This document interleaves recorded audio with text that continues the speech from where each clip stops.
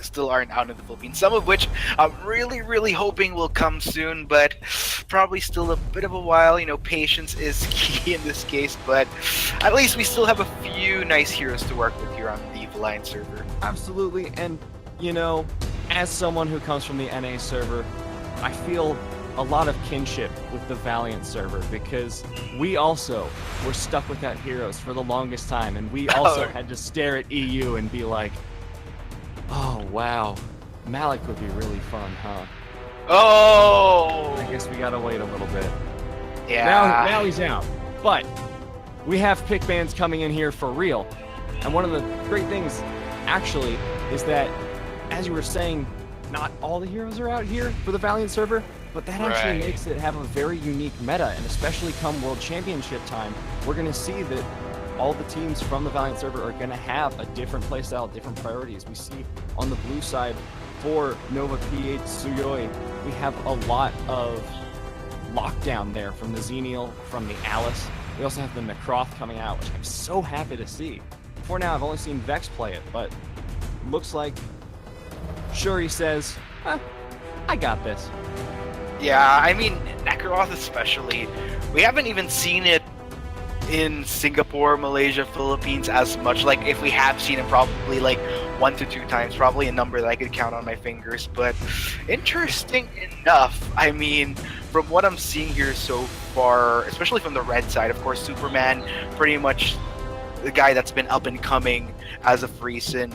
What I am interested in seeing, though, is priority on Zill, especially because we haven't seen as much Zill either. But then again, talking to a few players as to why we haven't seen as much is because there are some heroes that aren't out yet that otherwise complement him better in certain team compositions. But I'm interested in seeing how ExTW is gonna maneuver this on this particular hero. From what I do hear, though, is that one hero that does complement him, which they have picked, is Rio. So nice overall.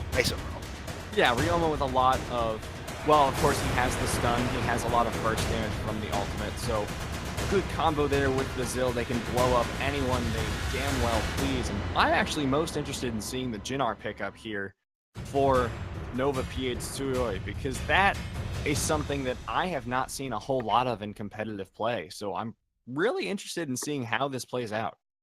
Well, this Jinnar pick particularly, I've seen him a hell lot during Season 1 of the Valor Cup here, but come Season 2 was kind of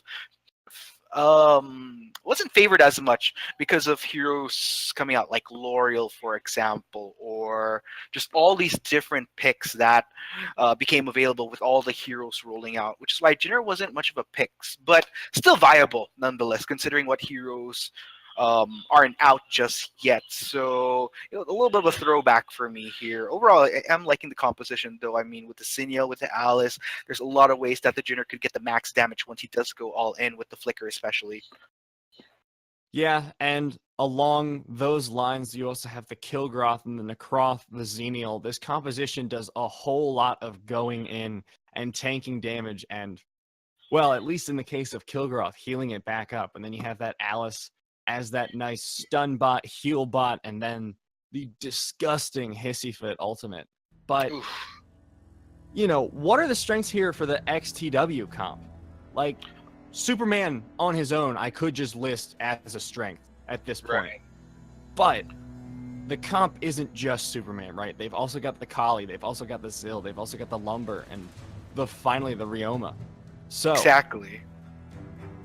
Well, what's interesting about ExTW's composition is, I mean, straight off the bat, with the exception of the Lumber probably, that's just going to be massive damage across the board. But then again, what's tricky about this composition is that usually, since there is a lot of damage, there's a lot of ways to just get people down right off the bat from the blue side. One risk that they do face is that if this composition doesn't really amp up in the earlier phases, then they could find themselves in a position where they're almost sitting ducks. But we'll just have to see, though. Plus, with the Kali, though, what's interesting is that since she has been buffed, the damage is absolutely insane this time around, especially with the ultimate. So really interested in seeing how red side will execute based on these particular win conditions and particular deficiencies if they do fall behind. And early invade coming out here onto the Sage Golem. Looks like it might turn into a team fight. Sage Golem, I don't know who it went down to, but it definitely died. Okay, it looks like Psycho took it out. Good early invade there, and it looks like they're going to try and double buff. I don't think they want to do this. They're 2v4. They're getting engaged on now, and Crushed and Shuri are in a whole lot of trouble, but they have their own escapes. I spoke too soon, it looks like, Arctic. They're fine. Yeah, exactly. And man, I wasn't really expecting these type of gutsy invades right off the bat, but hey, I'd say it pretty much paid off for both sides here. I mean, if you're going to look at it at the end of the day, blue side did get quite a bit of a build-up in terms of gold just from that early invade, and definitely going to be of benefit to them. And this is what I've been talking about right here, wherein, oh, looks like Emperor going to try to go for something here, though. All right. I appreciate the aggressive invades. I'm going to be entirely honest. I don't quite get why they're so aggressive, but I dig it.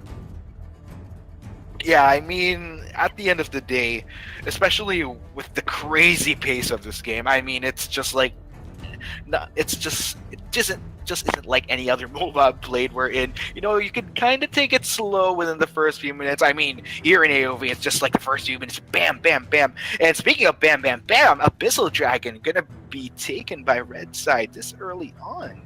Or blue side, Oh, yeah. boy. NovaPH is just not letting up this game. That is really unfortunate.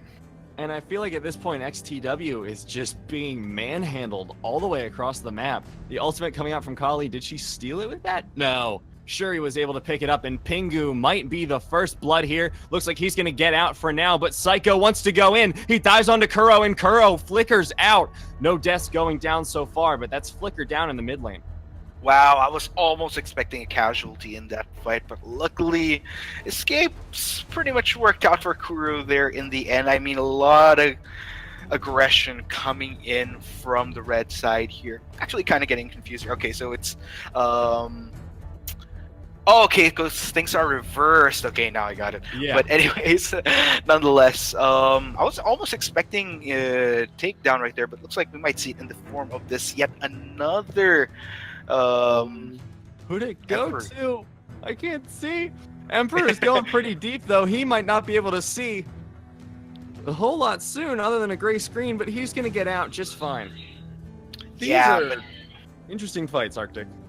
Yeah, I mean, aggressive invades across the board almost every single time. I mean, these past few minutes, I mean, we're only 3 minutes into the game. I feel like almost every single minute we're going to see somebody overstepping into the enemy's jungle side, wants to slow each other down, but so far, I mean, even with all this aggression, even with all this fighting that we've been seeing, I'm surprised that nobody has been taken down yet. But then again, I guess that's just the discipline that both sides has, knowing when to pull back at the right time when they know that things are dire. So hopefully sometime soon we do see it, though, because I'm all about that, and that's where we really start to get things going. Yeah, all about the first blood, but really, even without it, the red side is doing so well. They're going to try and get the first blood onto Pingu, and they are able to secure it. Pingu going down, but it's not the end of the fight. Verde is in a whole lot of trouble. That lumber is about to become timber. He falls down. 2 kills already for NovaPH, and they are just dominating this game.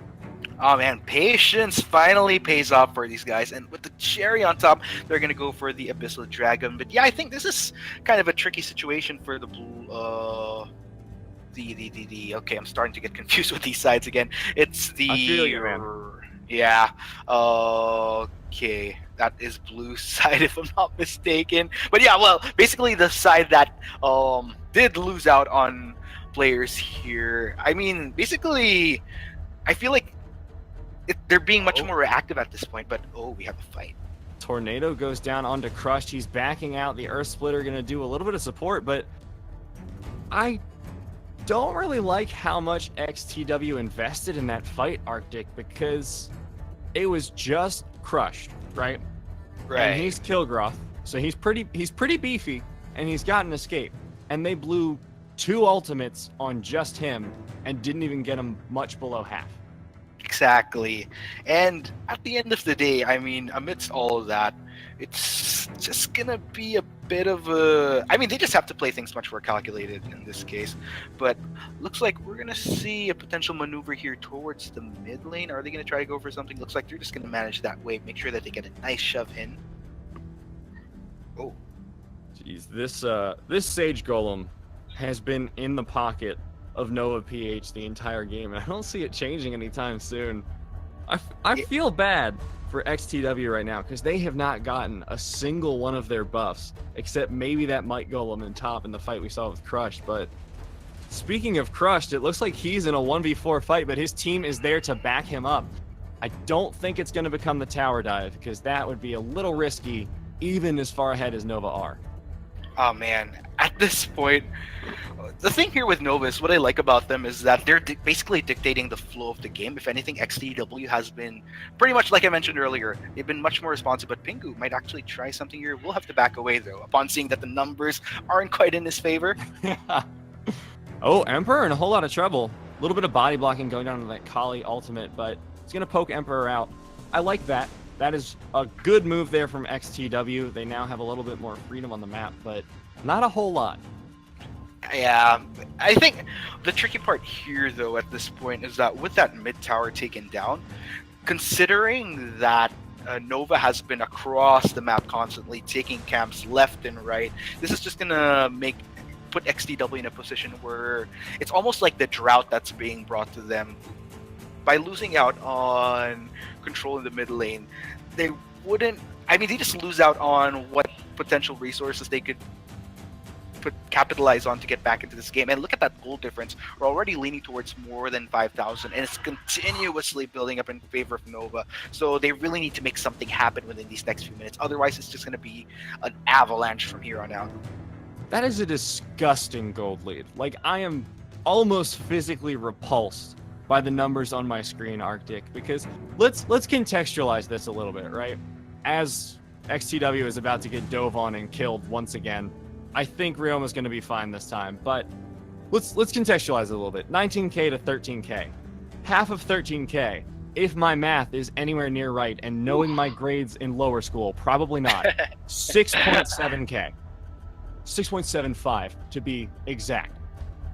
The gold lead for NovaPH is 6k, so they're ahead by almost half, and you're seeing it in this fight right now. They are just chunking them down. They take out Pingu, and they're gonna try and push for this tower again. They don't have to be afraid of anything. As Zennial goes in, he's gonna get some damage. They take out the Ryoma. Kuro is the last one standing here, but the tower is gonna go down, and there is nothing that XTW can do to defend this.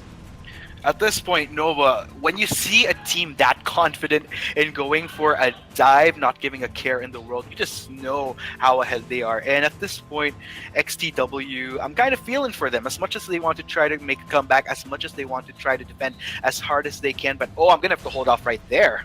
Oh, Superman gets engaged on, but he is the Man of Steel, showing that tankiness. Earth Splitter landing onto 3. Great job there by Verde. He's going to get the knockback onto Crushed. Crushed is getting a little bit low, but he has so much lifesteal. Shuri not sure what exactly he wants to do there in that fight as he backs off to take the Might Golem.